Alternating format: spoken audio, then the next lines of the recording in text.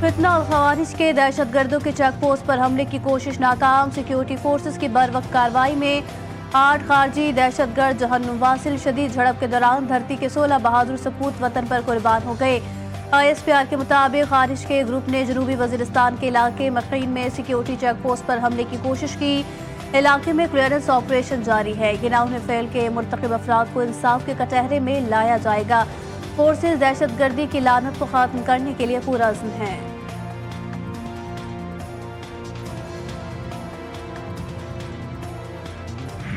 ملک سے دشمنی کا انجام، شرپسند عناصر کو کھلا پیغام۔ ثانیہ 9 مئی کے مجرموں کو سزائیں، فوجی عدالتوں نے فیصلہ سنا دیا۔ ثانیہ 9 مئی کے 25 مجرمان کو قید کی سزائیں سنا دی گئی۔ دیگر ملزمان کی سزاؤں کا اعلان بھی قانونی عمل مکمل ہوتے ہی کر دیا جائے گا۔ ISPR کے مطابق ملزمان پر اشتعال انگیز تشدد اور جلاؤ گھراؤ کے مقدمات درج تھے۔ ملوث ملزمان کے خلاف ناقابل تردید شواہد اکٹھے کیے گئے۔ آئین اور قانون کے مطابق تمام سزا یافتہ مجرموں کو اپیل اور دیگر قانونی چارہ جوئی کا حق حاصل ہے۔ انہوں نے کور کمانڈر ہاؤس پہ حملہ کیا۔ آج 25 جو مجرمان تھے ان کو قید کی سزا سنائی گئی ہے، اور یہ تمام وہ لوگ تھے جنہوں نے دفاعی تنصیبات پہ حملہ کر کے دشمن کے ہاتھ مضبوط کیے۔ 9 مئی کے ماسٹر مائنڈ بانی PTI، انہوں نے ملک میں تشدد اور عدم برداشت کی سیاست کی روایت ڈالی۔ وفاقی وزیر اطلاعات عطا تارڑ پھٹ پڑے، بولے کوئی شخص نہیں بچے گا، تمام کرداروں کو کیفر کردار تک پہنچایا جائے گا۔ وزیر دفاع خواجہ آصف نے سوشل میڈیا پیغام میں لکھا، ہونا تو یہ چاہیے تھا کہ امریکہ اور برطانیہ کی طرح اس پر فوری انصاف ہوتا۔ تاخیر نے ملزموں اور ان کے سہولت کاروں کے حوصلے بڑھائے۔ مدارس رجسٹریشن کا تنازع حل ہونے کا امکان، حکومت اور JUI کے درمیان مدارس رجسٹریشن معاملے پر بریک تھرو۔ حکومت نے اتحاد تنظیم المدارس دینیہ کے تمام مطالبات تسلیم کیے۔ مدارس کی رجسٹریشن سوسائٹیز رجسٹریشن ایکٹ 1860 کے تحت ہی کرنے کی یقین دہانی کرائی گئی۔ 26ویں آئینی ترمیم کی روشنی میں پاس کیے گئے مسودے پر نوٹیفیکیشن چند روز میں ہوگا۔ بریک تھرو مولانا فضل الرحمان اور وزیر اعظم کی ملاقات کے دوران ہوا۔ دینی مدارس کی رجسٹریشن پر قانون میں ترمیم کرنا ہوئی تو حکومت مولانا کو اعتماد ملے گی۔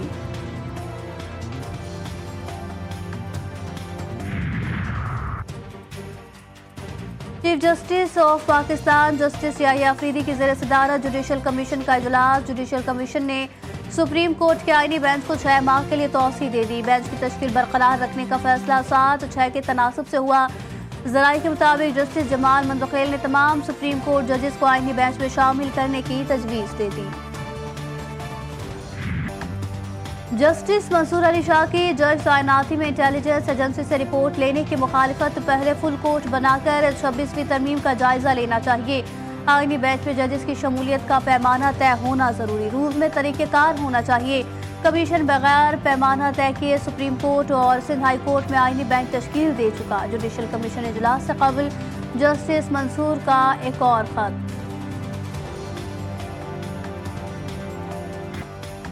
سمندر کنارے پانی کی بوند بوند کو ترستا کراچی، خواتین، بچوں، بزرگوں اور ہر ایک کی بس ایک ہی آواز، پانی پانی پانی۔ ریڈ لائن کی تعمیرات کے دوران متاثر ہونے والی پانی کی لائن شہریوں کے لیے عذاب بن گئی۔ 25 روز سے کراچی کے مختلف علاقوں میں قلت آب، Korangi, Landhi, Shah Faisal colony, Malir, Gulistan Jauhar, old city area, Tariq road, PIB colony, jail Chowrangi, Guru Mandir, Lyari, لیاقت آباد سمیت کئی علاقے شامل۔ علاقہ مکین پانی کے لیے در در کی ٹھوکریں کھانے پر مجبور۔ ٹینکر مافیا نے بھی شہریوں کو یرغمال بنا دیا۔ مہنگے داموں پانی کے فروخت نے علاقہ مکینوں کی کمر توڑ دی۔ کراچی میں پانی کا بحران، شہریوں کے صبر کا پیمانہ لبریز۔ مختلف علاقوں میں احتجاجی مظاہرے، حکومت کے خلاف شدید نعرے بازی۔ کراچی کے ساتھ ستیلی ماں جیسا سلوک کیوں؟ پانی کیوں نہیں دیا جا رہا؟ مشتعل ہجوم نے سڑکوں پر ٹینکرز کا پانی بہا دیا۔ پانی کے عدم فراہمی کے خلاف جماعت اسلامی بھی سڑکوں پر آ گئی۔ شہر کے 15 مقامات پر مظاہرے، سندھ حکومت کے خلاف شدید نعرے بازی۔ امیر جماعت اسلامی کراچی کے دھرنے میں شرکت، احتجاج کے باعث شہر کے مختلف شاہراہوں پر بدترین ٹریفک جام، گاڑیوں کی لمبی قطاریں، شہری گھنٹوں سڑکوں پر رل گئے۔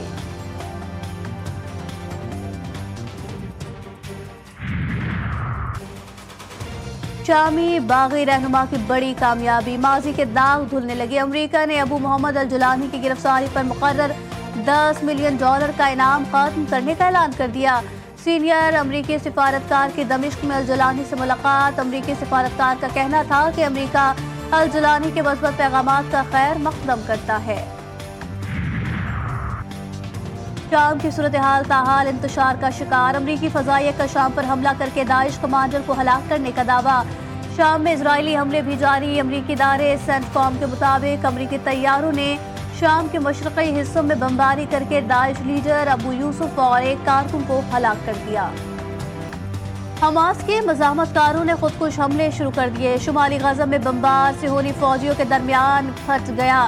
2 فوجی ہلاک۔ صہیونی فوج کے پناہ گزین کیمپوں پر فضائی حملے۔ 35 فلسطینی شہید۔ میزائل سے مکان کو بھی نشانہ بنایا گیا۔ شہداء میں بیشتر بچے شامل۔ 24 گھنٹوں میں 77 شہری جان سے ہاتھ دھو بیٹھے۔ 174 سے زائد زخمی۔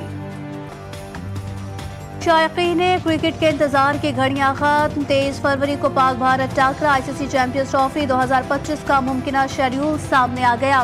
ایونٹ کا افتتاحی میچ پاکستان اور نیوزی لینڈ کے درمیان 19 فروری کو کراچی میں کھیلا جائے گا۔ پاک بھارت مقابلہ 23 فروری کو نیوٹرل مقام پر ہوگا۔ ممکنہ شیڈول کے مطابق چیمپئنز ٹرافی کے 3 میچز راولپنڈی اور کراچی میں ہوں گے۔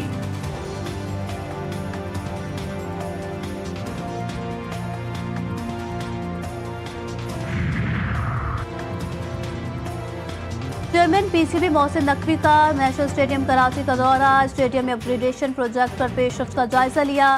متعلقہ حکام نے جاری کام کے حوالے سے آگاہی دی۔ محسن نقوی کی تعمیراتی کام بر وقت مکمل کرنے کی ہدایت۔ میڈیا سے گفتگو میں کہا، پاکستان کرکٹ کا نقصان نہیں ہونے دیں گے۔ ICC میں جو کچھ ہم نے کہا کلیئر ہو چکا۔ امید ہے جلد نیوٹرل وینیو بھی مکمل کر لیں گے۔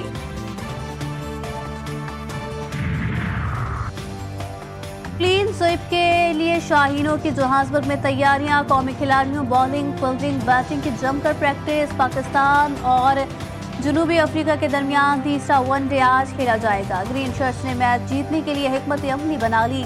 3 میچز کی سیریز پاکستان 2-0 سے اپنے نام کر چکا ہے۔ تیسرے میچ سے قبل جنوبی افریقہ کا دھچکا۔ فاسٹ بالر اور ٹینڈل باٹمین انجری کا شکار ہو گئے۔ پاکستان کے خلاف آخری ون ڈے میں نہیں کھیلیں گے۔ جنوبی افریقی کرکٹ کے مطابق ٹینڈل باٹمین کو دائیں ٹخنے میں انجری ہوئی تھی۔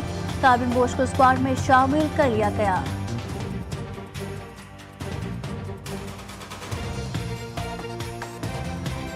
بڑوں کی بیٹھک بھی کام نہ آئی۔ پارا چنار کی صورتحال جوں کی توں۔ مین روڈ 73ویں روز بھی بند۔ اشیاء ضروریہ کا مکمل فقدان۔ ادویات، تیل، لکڑی، LPG مکمل ختم۔ سبزی اور پھلوں کی گاڑیاں بھی علاقے میں نہ پہنچ پائی۔ بینکوں میں کیش کی قلت۔ ہوٹلز، تندوروں سمیت سینکڑوں دکانوں پر تالے لگ گئے۔ شہری شدید پریشانی کا شکار۔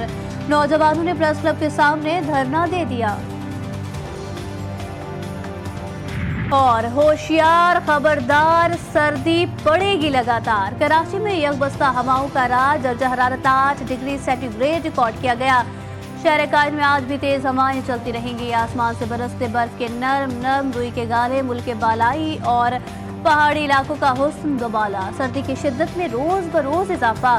بلوچستان کے کئی مقامات پر پارہ منفی۔ گلگت بلتستان، شمالی بلوچستان میں شدید سردی کے باعث پانی جم گیا۔ کلیر میں درجہ حرارت -13 اور اسکردو میں -11 تک گر گیا۔ قلات اور گرد و نواح میں کم سے کم درجہ حرارت -6 ڈگری سینٹی گریڈ ریکارڈ کیا گیا۔